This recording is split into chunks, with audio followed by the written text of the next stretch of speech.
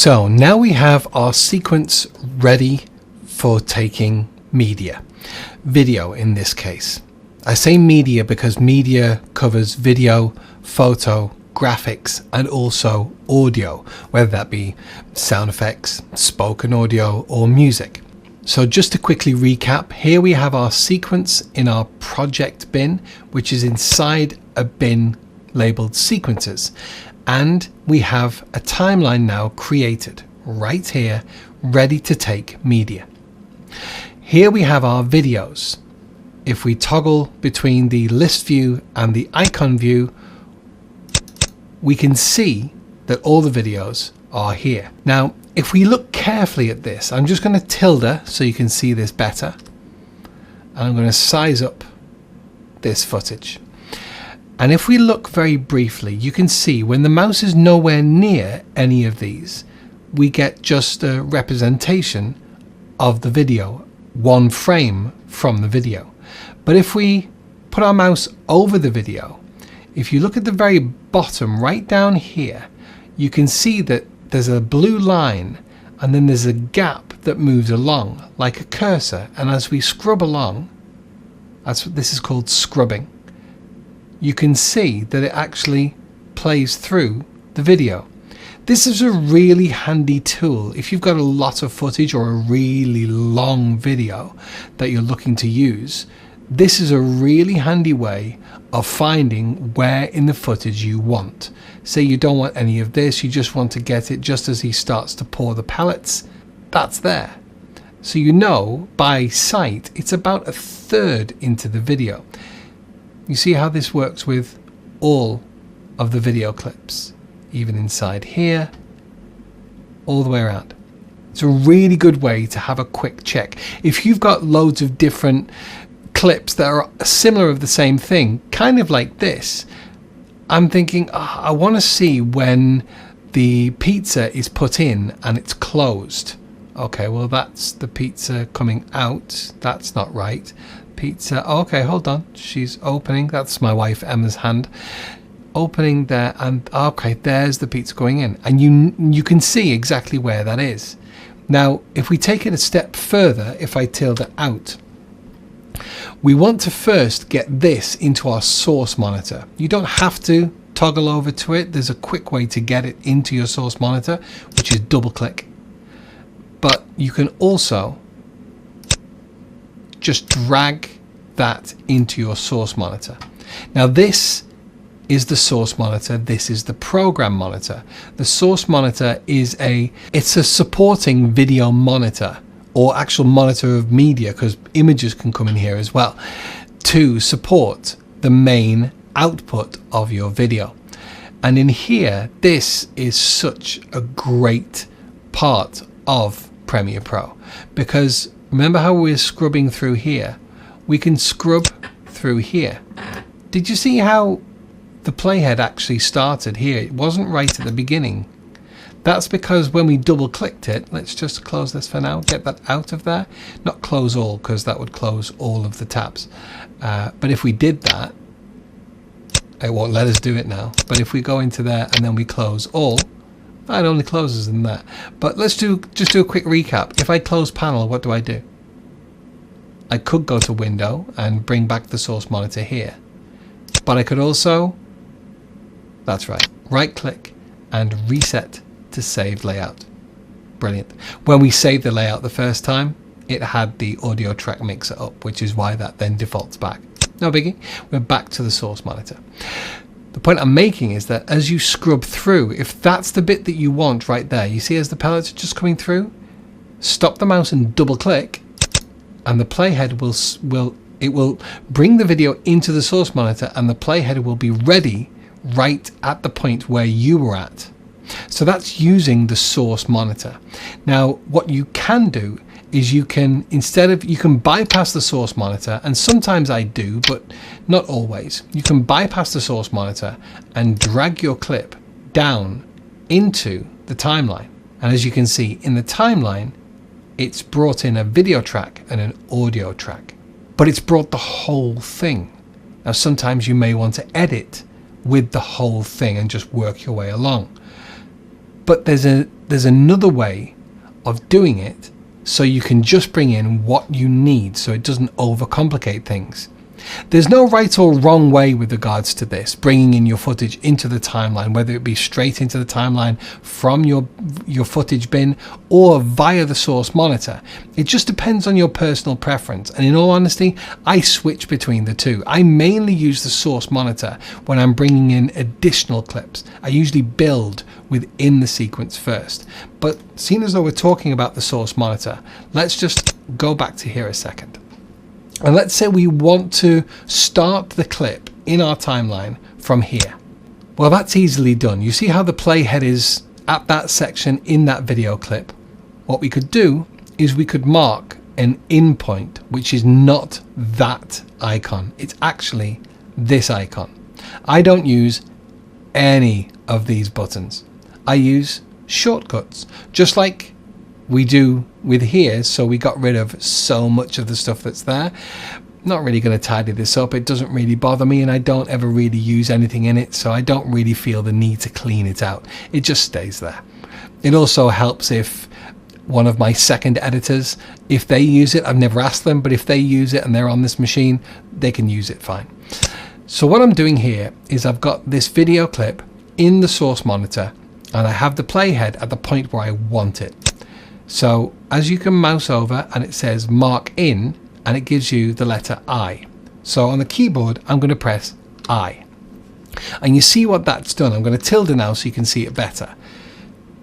All of this section of the video up until the playhead has not been included. We now have effectively a bracket. The in point starts here, and then you have this running all the way along the rest of the clip. Now, there is actually another handle which is an out point right at the end, but because it goes to the whole end of the clip, you can't see it. So let's drag and see where we want to finish it.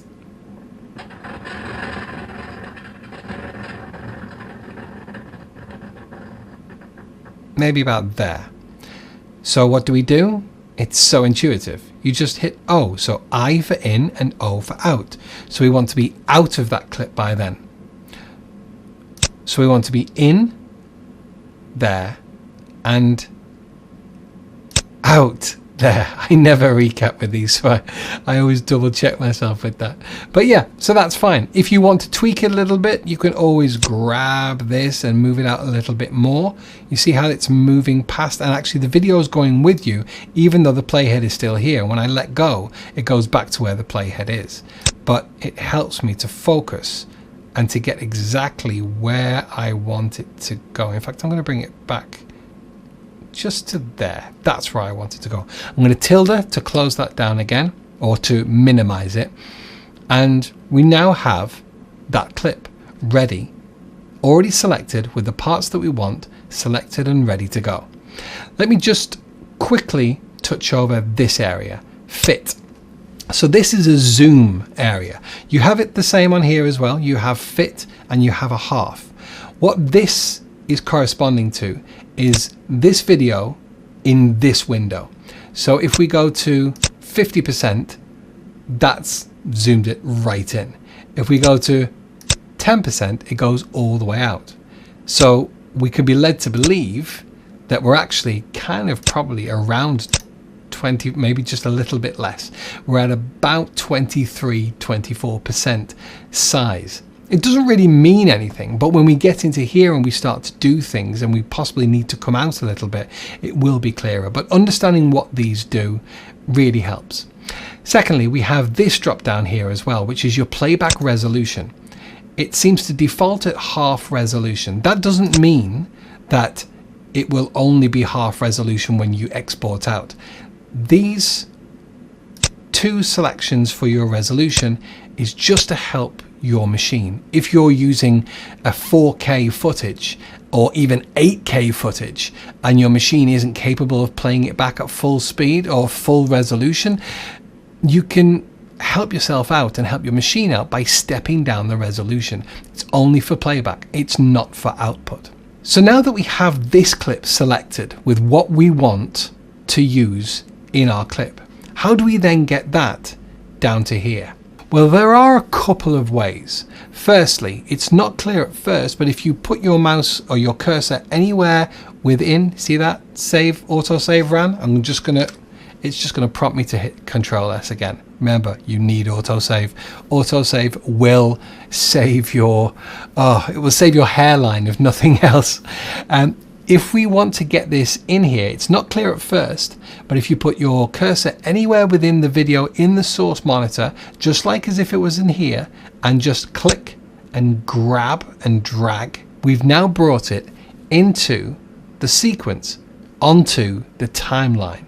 The timeline is in the sequence. They're interchangeable. The term is kind of interchangeable, but this is known as the timeline. So what we can do is we can just let go. So now that is on track 4 of the video and track 4 of the audio. We'll get into this a little bit more, but what I want to do is I want to stay clean. Also, it's not right the way to the beginning. Look, there's nothing there. I'm going to Control and Z to undo. Don't forget, that is the #1 keyboard shortcut you will ever use. I can't wait to get onto keyboard shortcuts because there's one shortcut that I've been using or not being able to use all the way through the building of this course so far, and I can't wait to get it added, but I don't want to add it yet because I want to share it with you. So we're going to drag this now and we're going to do it nice and tidy. So rather than just dropping it wherever I want, still clicking, still dragging, I'm going to bring it all the way down. You see how the audio comes to meet the video. So the audio is the part there at the bottom and the video is on the top. If we look here, you've got V here and A here. So what we can do is we bring it all the way down so it's on track 1 of the video and track 1 of the audio, and we're going to bring it all the way over to the beginning. You see how it just stops there? Let go. Ah, hello. We now have a clip which is feeding the program monitor. This is your output for the video. Now let's say you don't want the video and the audio into here. You only want the video. Well, this is really handy because you see here, you can see a video icon and here a waveform icon or an audio icon. Remember here? Remember these icons here? You have a video icon and a waveform which shows it's video with audio. It's exactly the same here. So what do you think we do? If we grab right in the middle of the video and bring it down and it brings down everything, what do you think? If you got it, well done. You grab right here, there's no click, you just grab it and look, it's only the video. So with the video,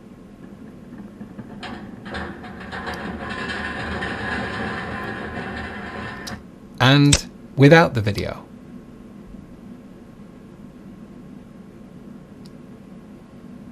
Now, as I said in the previous chapter, most B-roll is used without the audio anyway. So sometimes to keep it even cleaner, you can use just the video. But let's say you only want the audio. Great, the same, exactly the same premise. That's just the audio. And they've come in separately, so they don't even have anything in here to say that they're out of sync with each other. Adobe's really good, Premiere Pro is really good, and there are times when you bring a video in, very briefly, let me show you this. If I unlink, another shortcut that isn't set up yet, if I unlink that and then move that off, and then if I link them again, it will tell me that there's a difference. This video is minus 4 seconds and 4 seconds and 20 microseconds, maybe, off sync from this. Getting a little bit ahead of ourselves there.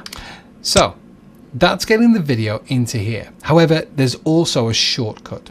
If you don't mind getting the video and the audio in here, there's a really quick way to do this. So we're in here, we've set the in point, we've set the out point. Press comma, straight in. What it does is it places the video that you've selected, the in point and the out point, it places it into the timeline where your cursor is, and it places your cursor at the end of that file. just to illustrate that again, I'm going to move that playhead. I shouldn't have said cursor, playhead. Move the cursor, move the playhead a little bit further on. Come back into here and hit comma again. See how it placed it exactly where the playhead is. Well done. And then place the playhead right at the end of that clip. If you're going through multiple clips and you're trying to work out or just get in a rough cut, that's a really easy way to do it. Let me just quickly show you that. I'm just going to bring my playhead right back to the beginning.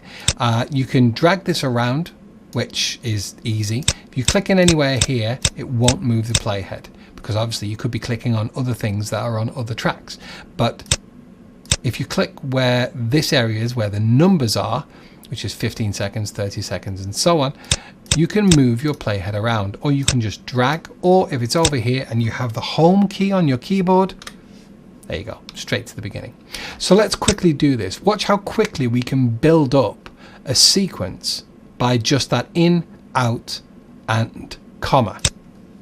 We've already picked that first one. Save, Control S, thank you. We're going to double click into this next one. Oh, he's taking the fire. You see how it started halfway through because I clicked at this point. Let's get him. Okay, we're going to get there. So let's go in there. That's a good one. Out, comma. Let's move along.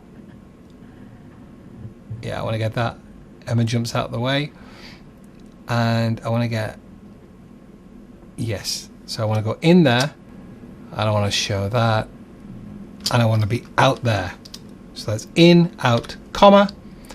Moving along. Okay, now we're in the fire. And see how I'm scrubbing fast, but it's not playing fast. You know, I'm just searching within the video, and I want that travel going back. So that's just as I'm starting to move. So in with the I key, play. That's good. Let's go. Pause there. Out, comma. And I think that's enough for now, but let's watch what we've got back. I'm just going to mute this track. I will cover this. We're literally just discussing this at the moment, but I'm trying to show you with it being used in the timeline, just how quickly you can build up your sequence. In fact, that takes quite a long time. We don't really need that much. So I'm going to delete that. Don't have to, but we haven't covered the cutting yet. So let's change this, and let's have two instances of this. So let's have him just starting. That's good. Out, comma. See how everything moves along so nothing got overwritten? That's a nice little touch within Premiere Pro.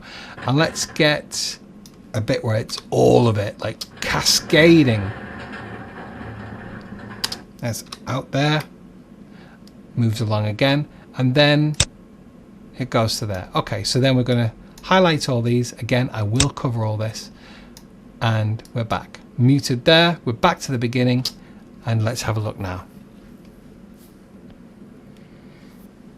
And as you can see, in very short time, we've managed to create this little sequence that doesn't take too long, doesn't over-labor everything, but shows all the different elements that we wanted to show. It's not taken that long at all. The only thing to then level this up will be able to maybe time those cuts between the clips with music. But once again, we're getting ahead of ourselves, and we will get to that. So that is the use of the source monitor. The source monitor really, for want of a better term, the source monitor is your friend. Don't forget, if you've set an in and out point and you don't want that anymore, within this space, you just right click, where the hand is, right click, and you want to clear in and out. Done, out. Same there, clear, in and out. You don't necessarily have to do this. There are some times, however, that I've come across and I've already marked up a piece of footage, and it can confuse things. So if you don't need it anymore, it's always good to go back and clear the in and out of a selection in a clip, but it doesn't really have to be. So that is your source monitor. We're now starting to put files, clips into the timeline. We're now starting to edit video. So how do we really work with these video layers? And why would we want more than one layer of video? because, let's be honest, there's only one screen. We'll cover that next.